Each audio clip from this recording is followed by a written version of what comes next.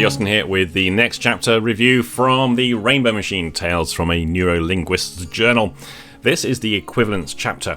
The NLPers out there will recognize the term complex equivalency. It's when we have A equal B. We think of two things in the same way.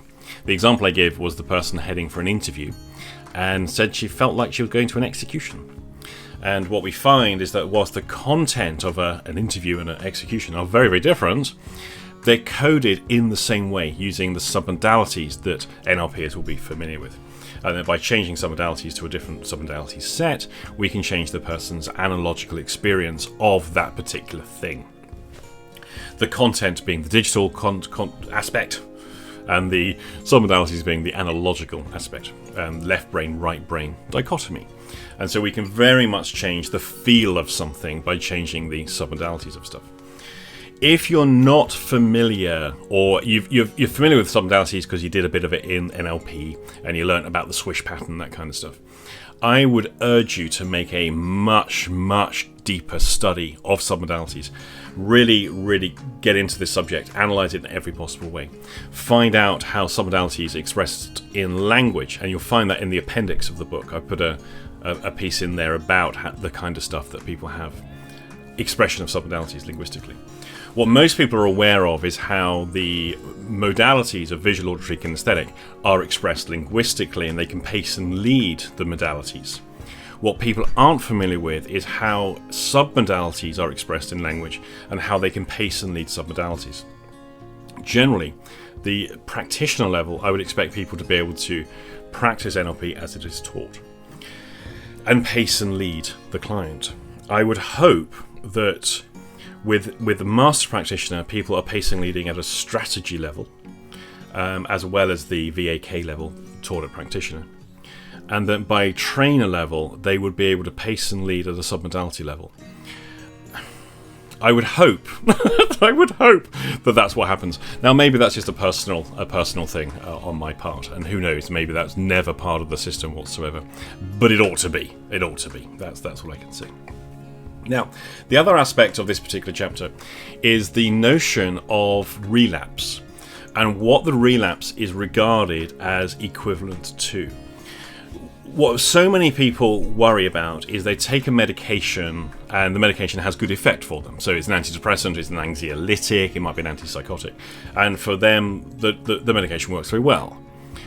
But what happens if I stop taking it? And will the symptoms come back? And a lot of the time, that will be the case. That especially if they have an underlying organic problem, then we stop the medication. They might start to feel better initially because the medication, which has negative impacts as well on the brain, is no longer having the negative impacts. But then the symptoms may well return for that person. But for a lot of people, they may not have a return of the symptoms. And it can be very hard to differentiate a return of symptoms, return of the illness, versus a bad day. I got personal experience of this myself. When I was an inexperienced depressive, so in my early 20s, first depressive episode and breakdown, didn't really know what was happening to me. Dismissed the whole notion, I'm not depressed, I'm not anxious, my life's just falling apart. And I didn't really understand what was happening. As I got more experienced in being depressed and what that entailed, I got more attuned to what was actually happening to me and learnt to manage it better. The times that I then took medication, which ameliorated the symptoms, I would feel like I'm functioning absolutely fine and there would be no issue. And so as soon as I started to feel better, I stopped taking the meds. And of course, bit by bit, I would go back to being the same person that I was before I took the meds. The difficulty is now differentiating between having a bad day, having a stressful episode, having a bit of stress about something, a bit of a misery about something, and that being symbolic of the disorder. And this is a problem that affects anyone who's had a long-term mental health, emotional health, psychological health issue. How do you know the difference between a relapse, or the beginnings of a relapse, and a bad day? And this is a problem, because I come off the meds, I have a bad day, oh my god, I'm getting ill again. Now a negative cycle can go on as I can start thinking about, worrying about it, thus generating a lot of stress hormones in myself, and then going to a recursive loop of how I think, and oh my goodness, now I'm getting ill again, I better go back on. People get caught in that trap. So one of the things I do as a therapist is program in relapses. Because I saw so many people in both mental health, emotional health stuff, but also just in general behavioral stuff, who one single counterexample to a generalization destroys them. For example, somebody who stopped smoking and they've successfully not smoked for, say, 2.5 years. This was a colleague I worked with. 2.5 years, hasn't smoked, has a really stressful day, has a bit of a craving for a cigarette, goes and gets a cigarette off one of the other guys. And that's it. Well, fuck it. So I've blown that, haven't I? So hang on. No, you've just smoked a cigarette. I could go and smoke a cigarette. Doesn't make me a smoker. But for him, by having that... He didn't even smoke the whole thing. But by having that cigarette, or half a cigarette... Well, I'm a smoker again now, aren't I? No, you're somebody who just smoked a cigarette. What we have is almost like a grandiosity, an overblown, an exaggeration, an overgeneralization. That now I have... smoke that cigarette, that means I am a smoker. And that doesn't make any sense to me. That a behavior immediately flips over into identity. I'm not someone who just smoked a cigarette, I'm a smoker.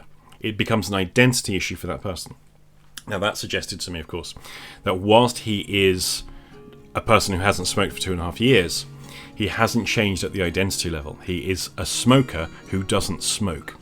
Just like in the Alcoholics Anonymous movement, you can have people who, my name's Andy, I'm an alcoholic, my last drink was 45 years ago. So even though I don't drink alcohol, I still have the identity of being an alcoholic. And so I'm an alcoholic who doesn't drink. And again, that doesn't make any sense to me either, that people have that. And in a previous video, I talked about the issue of being labelled a depressive, because I sought help. I haven't been depressed for a very long time, but legally and on my medical records, I'm a depressive in remission. I'm not somebody who's not depressed. Had I not sought help, it wouldn't have impacted me negatively on insurance and mortgages and stuff like that. It's a crazy thing. So there's an issue at complex equivalency. Sometimes the behavior is complex equivalent to an identity. And I've got to question whether those two things should go together. They say judge the behaviour, don't judge the child. Judge the behaviour, don't judge the person. And I think there's a lot of merit to that. We punish the behaviour, don't punish the identity of the person doing it. But because when we shame people, we shame them at an identity level. And so many problems that people have, whether it's a mental health issue, it's a depression issue, a drug issue, we turn it into a moral issue. And as soon as we have a moral issue, then we have a judgment in terms of shame at an identity level. So somebody who takes drugs because they're illegal, alcohol's fine, that's not illegal. So people use the legality, the wording of law, as to whether it's the right side or the wrong side of a morality issue for them. Because they're doing something that is now deemed to be immoral, you are an immoral person, and therefore we judge you at an identity level rather than just seeing this as a behaviour. And again, these things don't make sense, really, to me, because this is the world of religion. This is what religion does. Whether you're a sinner or a saint, you're a sinner or one person who's redeemed. You're born into sin, and through the church you're redeemed. And it seems to be the same mentality gets applied into the mental health, emotional health, psychological health domain, where there are still moral judgments being brought against people for who they are, for the problems and the behaviours they have. That in turn locks people into the ability to suppress the behaviour, but they're still labelled with the identity of being the person who does that behaviour, even though they're not currently doing it. And that's crazy. So, where am I going with all this? If you're a person who you're working on yourself, you're doing behavioural change, you're working on psychological change, emotional change, all of those things, personal development for want of a better term, and you're making things at a behavioural level, remember the identity stuff too. Identity work is a lot harder to work on a solo thing, but it is worth considering. Are you a person who still has the identity but you don't do the behaviour, or are you still a person who does something else? What are you? Who are you? I can't even remember what I was going to say now. But basically, think about things at an identity level. If you're a therapist, pay attention. I mean, sorry, but therapists drive me nuts with the superficiality of the work that they do, especially those that have come out of the NLP scene, who then call themselves therapists. They've learned a model on a 7-day training, and they're now psychotherapists as far as they're concerned. That's all they need to do. They've done a training course. They're therapists now. They can change the world. What about the identity of the person? Pay attention to what is an identity issue, what is a behavioral issue. Understand the differences between the two, and understand therapeutic models that work at those different levels.